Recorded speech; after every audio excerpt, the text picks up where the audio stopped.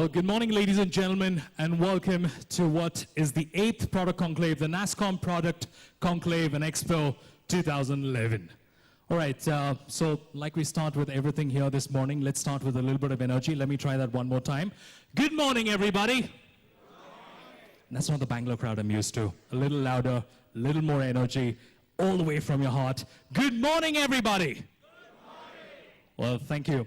This year's conclave focuses on bringing to you the world's best ideas, practices, and speakers on the focus at work on the business side of this equation. To welcome you all this morning and to take the conversation forward, I'd like to call on our morning talks and speakers. Please welcome on stage Sharad Sharma, who's the co-host of Nasscom Product Conclave. I'd also like to invite to the dais Rajendra Pawar, Chairman Nasscom, and Mr. Rangaswami, who will also be co-hosting the Nasscom Product Conclave.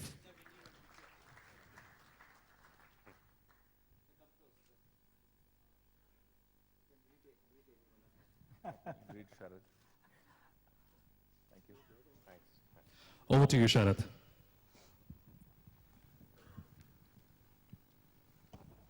You know, it's amazing to see so many of us here so early in the morning, and we are far away from the city, so it's remarkable.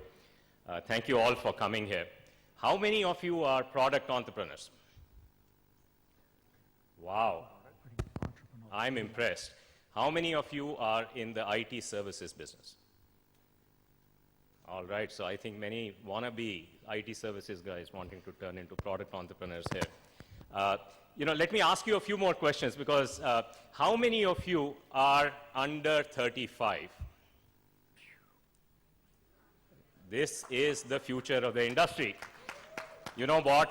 As we say in the welcome guide here, this decade is going to be the decade for software products. We will go back, 9, 10 years from now and look back and say, IT industry was redefined. This is the third wave of the IT industry, and this is going to be the wave of software products. You know what? I'm going to make a prediction for you here. Every year for the next few years, we will see a $1 billion software product company emerge in terms of valuation. We have, and why one can say that confidently is because number of them are lined up. Right from InMobi, from Zoho, from Snapdeal, from Flipkart, and you name them, number of them are queued up, and for sure one of them will hit $1 billion valuation next year, although some claim they have hit it this year already, but, and the year after, and the year after. And why this is important is because when you couple that with the other phenomena that is happening, which is that we are seeing every year more product startups get started. When you couple these two things, then you can say that the health of the ecosystem is improving. Because in some sense, these high valuation companies are the tigers of the ecosystem. If we have high valuation companies come up, they indicate that the ecosystem is getting healthier. We have lots of new influx happening at the starting point of this pyramid, so there are good times ahead. The reason there are good times ahead because there are two markets that have opened up for us like never before. The first market is the domestic market. You know what? In the next 10 years, we'll double our GDP. And as we double our GDP, 50% of the incremental growth that's going to come during this period is going to come from the SMB sector in India. And that SMB sector in India is hungry to become more competitive. They can only become more competitive is if they embrace IT. They can embrace IT only around the new paradigm of software as a service. So believe me, by the end of this decade, we will be the hub for software as a service for small businesses in the world, much the same way we are the hub for small cars today anywhere in the world. So there is a domestic market that is opened up like never before. And today, we have Zoho, we have Fusion Charts, which have established the template for us to access global markets from India and become successful in their category, let alone that, define that category. and move forward. So there are templates for us to follow for the second market that is opening up, and that market is the global market that we can service from India without having feet on the street salespeople in the Western markets. And that changes the game. So therefore, I think there is a reason to be optimistic. There is lots of work to be done, lots of friction to be removed for us to be successful, and that is a role that Nasscom is here to play for all of you. But who is Nasscom? You know what? Nasscom is all of us. And if you don't believe me, you know what? This conference, how many of you were here last year? And you know this from last year. This conference, every part of it, right from sponsorship to marketing to program curation, you name it, everything is done by you guys. This is your conference. Imagine if you looked into this booklet and you look the volunteer page, it is all of you, the volunteers that have stepped forward. These are all people who are running companies in their daytime and at night time building the value, not just in this conclave, but a number of other activities that are associated with the Nasscom Emerge and Products Forum. So we are Nasscom. And this is our responsibility to step with each other and eliminate the friction that we have, which prevents us from getting scale, to address other gaps that we have in our industry, and to be able to take this industry forward. So I'm very, very optimistic about the future, because not because the markets are there, not because all of you have turned entrepreneurs, but also because we are demonstrating as a very, very young industry that we have the power to work with each other to address problems that cannot be addressed at the firm level, at the individual level. And these three things taken together will shape the future for us as we move forward.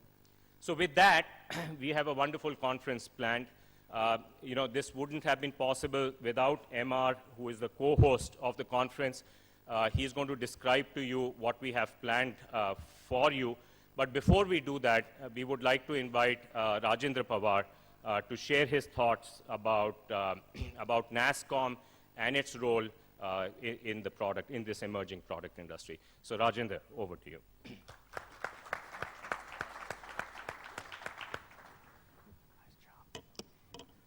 Thanks, Sharad, and a very, very hearty welcome to all of you. I'm looking back at 1990, I'm looking back at 2000, I'm looking back at 2010. And all those three were very important kind of milestones. Now, in 1990, the whole industry, everything put together, hardware, software, the works, was $1 billion. 2000, we became 8.2. And that decade, all of you remember, many of you were teenagers, if you're under 35, was a golden decade for the whole world. Everything went right everywhere. And our industry grew 8.2 times.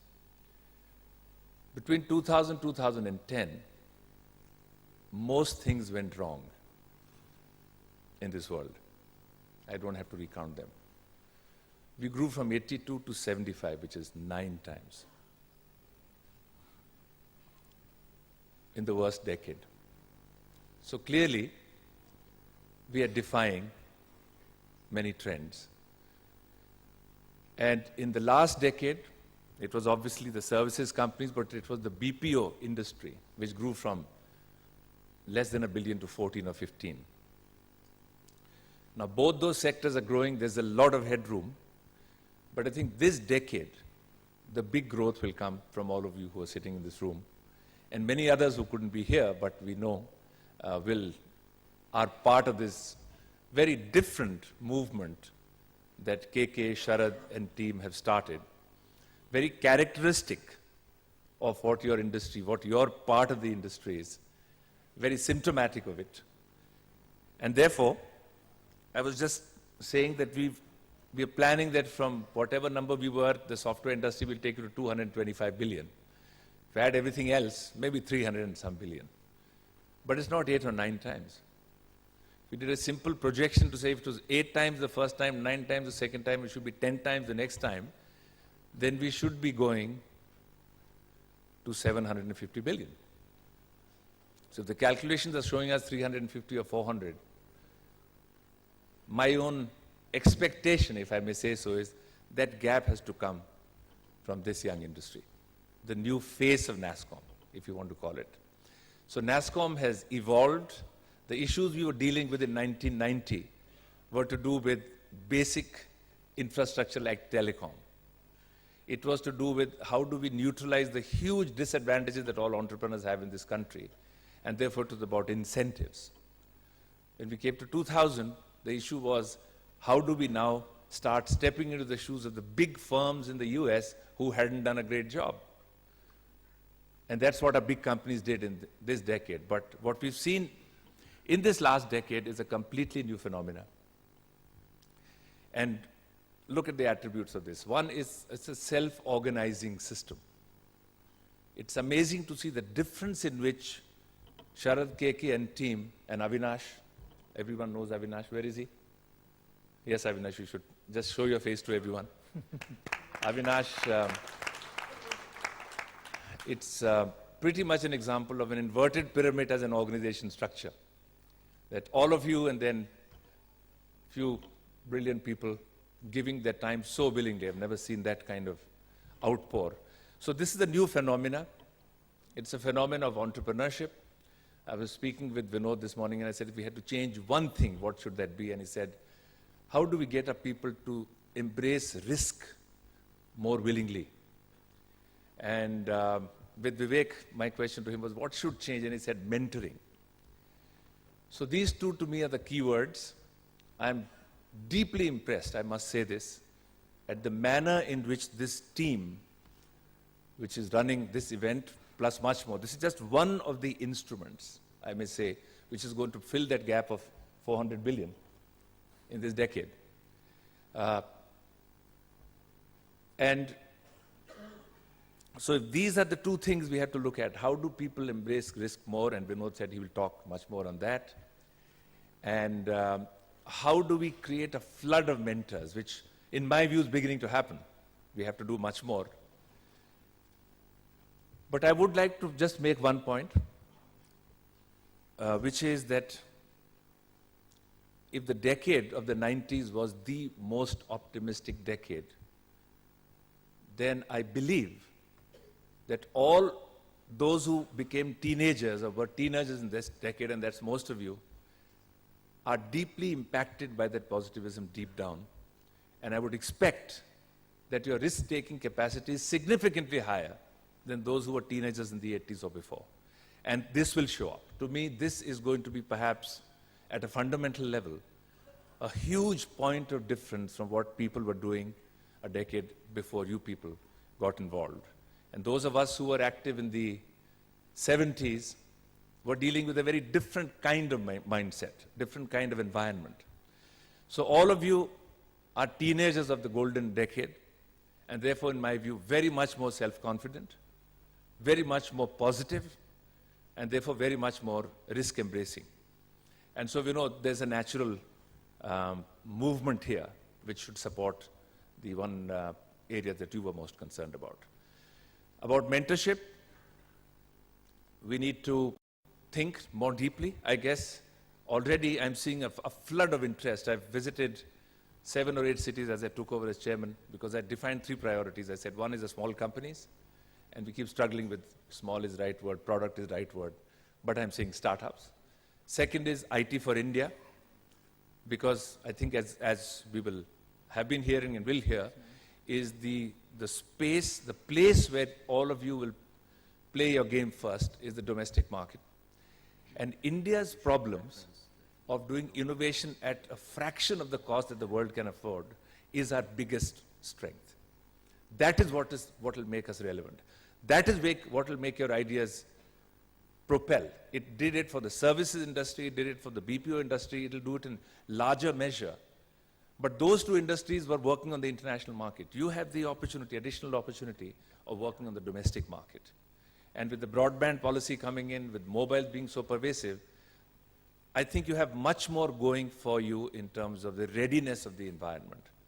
So we have to think about what more we do on mentorship to accelerate it. And from Nasscom's point of view, it's a new set of problems. It always has been. Every decade we were looking at a completely new set of problems.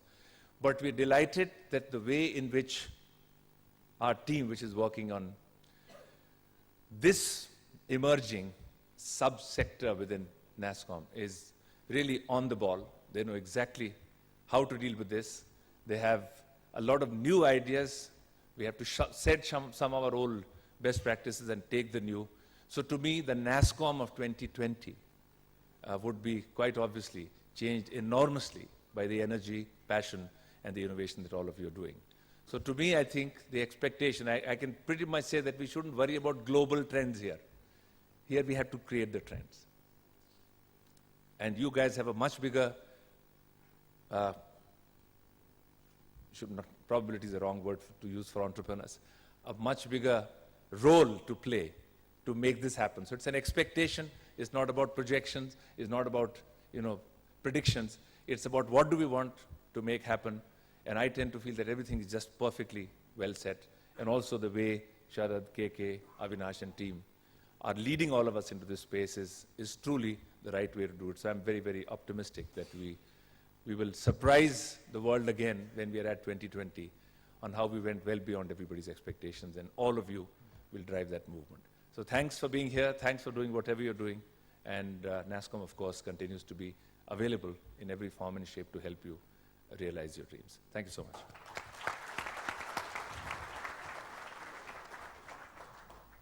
Good morning, everyone. I don't know if my mic is, yeah. Yes. Good morning, everyone. I think there are more seats, a few more seats here. I'm really surprised. When we set this conference up, people said 9 o'clock, Bangalore, 20 kilometers out of the heart of town, nobody's going to show up, right? And we have a full auditorium here. And Nasscom, in its wisdom, has also got a backup hall upstairs, right, with overflow crowds where you can have so you can sip coffee and watch Vinod in a few minutes too. But don't all of you go there yet, okay? It's just for the overflow crowd. So think of this scenario. As I was coming here, I was saying, imagine you're a software entrepreneur, you're in Mysore, or you're in Vadodara, or Bhubaneswar, or some such city, and you've started a company in your apartment, and you develop your software without buying any hardware or any software, right? You put your solution on the internet, you get customers or consumers to buy the product, you use web conferencing, you use video conferencing to demo your product, you get money either on a credit card or you get a bank transfer, right? This seems like a scenario that's not possible, but there are companies here today in India that's using that methodology, working out of the apartment, no hardware, software, just an internet connection, developed an application, put it on the web, have customers making money, right? That is what is upon us because of the internet and because of cloud computing and all the other technologies that have come in the last decade. So truly, as the other speakers said, this is the decade for the software industry. We have hundreds of entrepreneurs here starting hundreds of companies, and this will be a multi-billion-dollar industry. So as a critic and a cheerleader and a facilitator for these kind of events, I'm really, really energized and optimistic about what the potential is here in India. And the other thing I think, Sharad, is that someone this morning said, are all these people from Bangalore? And maybe that's why all of you are on time. There's only 50% of you are from Bangalore, it looks like. The other 50% from all the other cities, right? And so that, again, shows that India is well diversified. There's not just one Silicon Valley, but there are many, many places in India that have entrepreneurship and innovation going for it, okay? So what do we have in store, and why this conclave, right? I ran similar events in Silicon Valley, and the reason we have such an event is to bring the whole ecosystem together, because this does not happen just with entrepreneurs. You need mentors, angel investors, venture capitalists, you need customers, CIOs who buy this stuff, you need universities who produce the students, and then you need customers, and then you need the media to tell the story. And that's this ecosystem that's here. You have accountants, lawyers, all these people are part of this ecosystem that make it successful. I'm not saying this will be same as Silicon Valley. It'll be its own incarnation of what India needs in terms of its healthy ecosystems. But that's what this conference promotes. And so over the next 2 days, the agenda consists of the following, right? We have keynote sessions with amazing speakers who will motivate you, inspire you, provoke you, challenge you to build better companies and become better entrepreneurs. Then we have 50 breakout sessions, which are all highly interactive. So you have moderators and speakers who will share best practices, war stories, and more importantly, what didn't work, right? And Vinod will tell you later, he was at a conference called FailCon. This is a new conference in Silicon Valley for people who failed, okay? And that kind of spirit needs to come to this conclave as well. Maybe next year we'll have a track called FailCon and really hear war stories from people, right? So those are the kinds of interactive sessions we have over the 2 days to really get you best practice and get you detailed information on sales, marketing, how do you do better alliances, all kinds of things that you asked for from the last year's conclave, right? And then the final thing and the best thing about this is the networking. You know, we have almost 1,400 people here.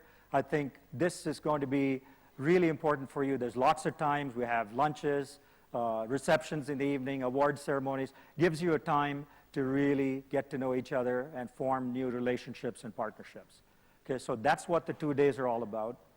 And now to start the show, I think we've got an old friend, someone from India who grew up in India, went to school at IIT, and at age 16, he dabbled in computers at IIT. I have no idea what kind of computers these were, but he took his first shot at computing at age 16 at IIT. Then he goes over to the United States, gets his appropriate education there, and then starts one of the most successful companies in Silicon Valley, Sun Microsystems, right?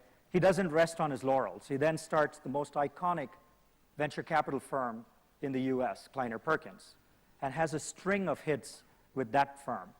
And then he doesn't stop there, right? He goes and starts his own firm because he has other ideas and he wants to make even a bigger impact. And that fund has funded dozens of companies, and also he's just raised his new fund, which is $1 billion new fund to invest in startups. So please help me in welcoming Vinod Khosla.